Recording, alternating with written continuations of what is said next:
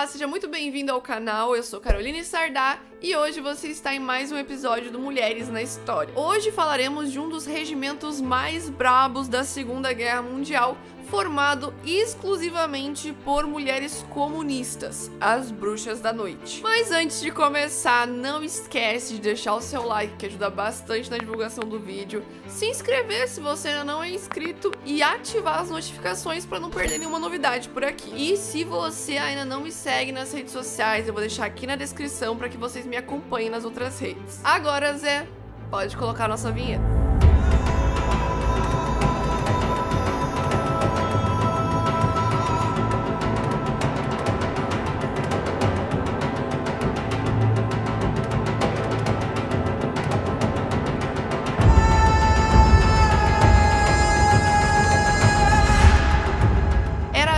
Em 1941, quando a Alemanha nazista decidiu dar início à Operação Barbarossa, com o objetivo de invadir o território soviético, pondo fim ao famoso Pacto Molotov-Ribbentrop, um acordo de não agressão firmado entre a União Soviética e a Alemanha na Segunda Guerra Mundial e que já durava mais ou menos 10 anos. No dia 8 de outubro de 1941, após um discurso da coronela pioneira aviadora soviética Marina Roskova, clamando para que mulheres pilotas fossem autorizadas a lutar, Joseph Stalin decide autorizar mulheres a irem para a guerra. A própria Marina futuramente seria condecorada Heroína da Pátria. Inclusive, olha ela no selo de 15 rublos do Correio Russo. Foram quase 1 milhão de mulheres dentro das fileiras do Exército Vermelho. E elas ocupavam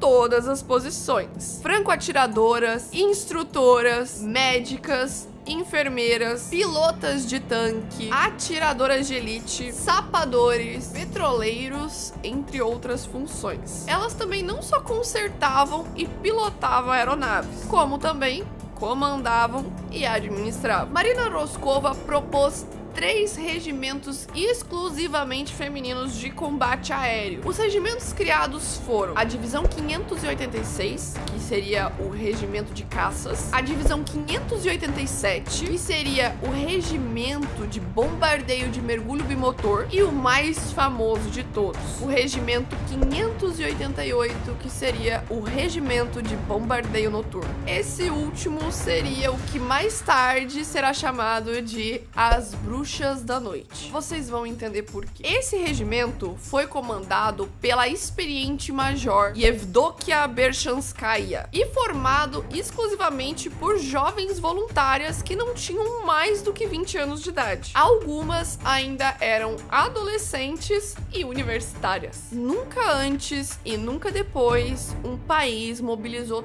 tantas mulheres dentro das fileiras do seu exército na guerra. Naquele momento, as soviéticas eram as únicas mulheres no mundo que estavam pilotando aviões de combate durante a guerra. Inclusive, 92 delas ganharam reconhecimento como heroínas da União Soviética. A própria Marina Roskova foi uma delas. De acordo com Lydia Litviak, a aviadora de caças da Força Aérea Soviética, conhecida também como Rosa Branca de Stalingrado, quando vejo um avião com as cruzes negras e a suástica na cauda, tenho apenas um sentimento: ódio.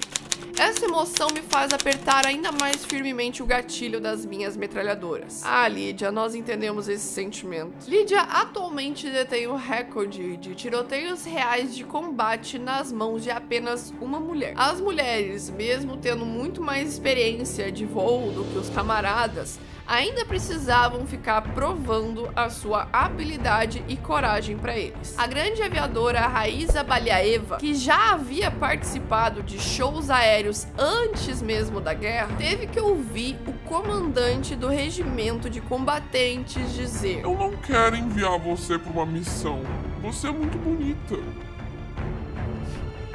Por isso é tão importante termos estudos de gênero, inclusive para comunistas. Porque não há luta de classe sem emancipação feminina. Precisamos ter consciência de classe, mas também ter um conhecimento de gênero e de raça. A interseccionalidade é essencial na nossa luta revolucionária. Agora voltando para as nossas bruxas da noite e as ferramentas que elas utilizavam na época. Os aviões que elas utilizavam era de um modelo soviético bem desatualizado, o Polikarpov PO2, também chamado de U-2. Era um biplano usado principalmente para praticar e fumigar. Por conta disso, esse foi um dos modelos de biplanos mais fabricados da história. No entanto, não era bem o avião ideal para se levar mulheres para um combate. Para piorar, a velocidade mínima dos caça alemães já era maior do que a velocidade máxima dos biplanos das bruxas da noite, dificultando ainda mais derrubá-los. Sua velocidade máxima de operação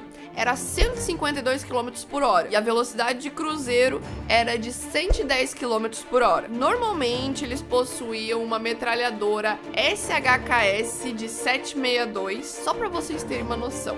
Até 1944, elas não tiveram acesso a metralhadoras para poder disparar contra os nazistas.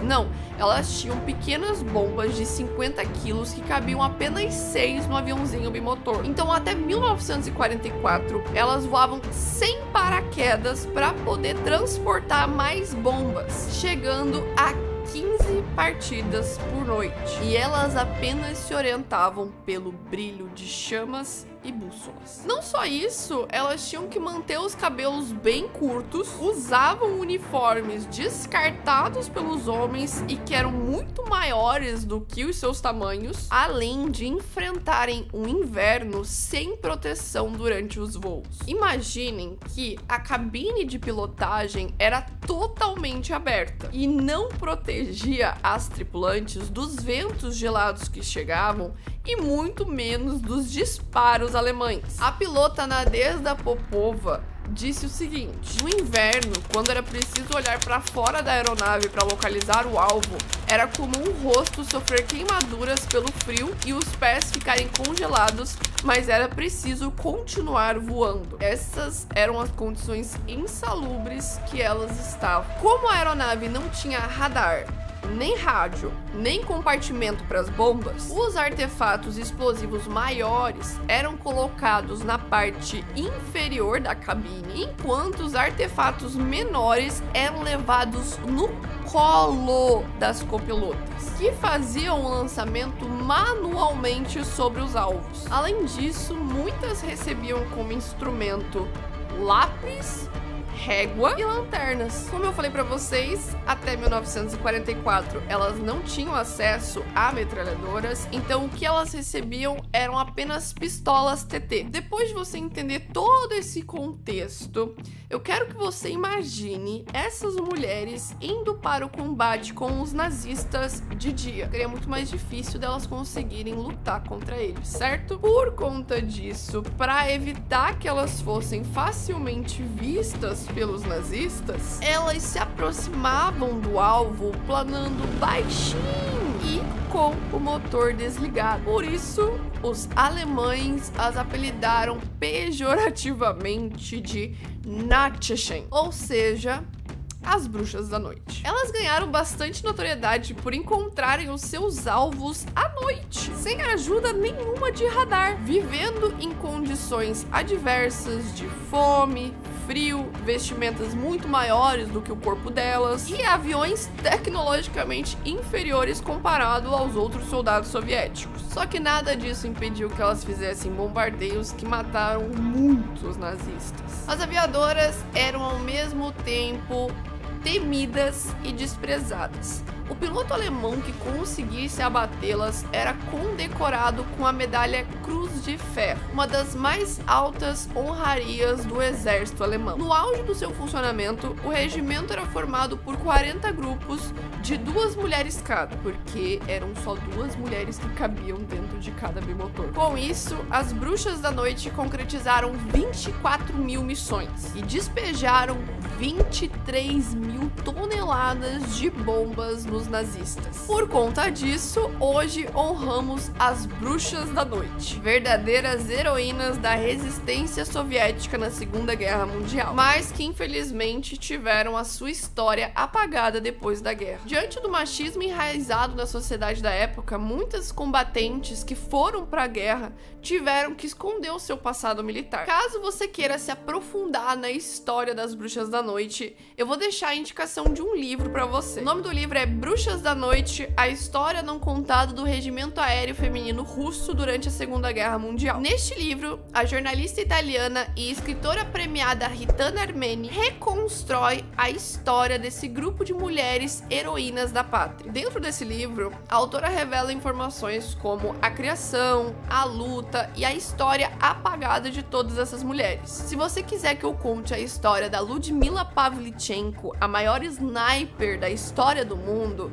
deixa aqui nos comentários para eu saber que você assistiu esse vídeo até o final. Espero que você tenha gostado do conteúdo. Se você não deixou o seu like lá no início, deixa agora, que ajuda bastante na divulgação do nosso vídeo. Se inscreve se você não é inscrito, ativa as notificações para não perder nenhuma novidade aqui no canal e compartilha esse vídeo com algum amigo seu. Ah, e se você não sabe, agora a gente tem uma plataforma exclusiva de conteúdo sobre história da mulher e direitos femininos que você paga apenas R$ 49,90 por mês e tem acesso a uma plataforma recheada de conteúdos para você consumir. A gente tá lançando algumas séries originais de conteúdo lá dentro. O link eu vou deixar aqui também na descrição. Até o próximo vídeo.